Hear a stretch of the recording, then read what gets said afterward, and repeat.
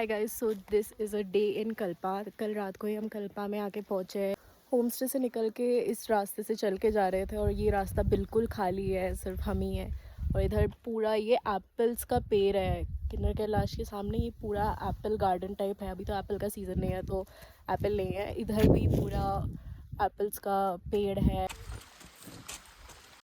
ये है हमारे होम स्टे से किन्नर कैलाश का व्यू। बहुत लेट हो गया था आने में शिमला से, तो हम 9:30 बजे तक कल्पा में पहुँचे थे। और हमारा होम स्टे ना थोड़ा ऐसे मतलब जंगल के अंदर, पहाड़ के एकदम अंदर था, तो इसीलिए हमें गाड़ी से उतरने के बाद भी काफ़ी देर चल के होम स्टे में पहुँचना पड़ा। 9:30 बज गए थे पहुँचने में। और आज सुबह सुबह ही हम रेडी होके निकल गए हैं कल्पा एक्सप्लोर करने के लिए। और यहाँ से किन्नर कैलाश का भी बहुत अच्छा व्यू आ रहा है।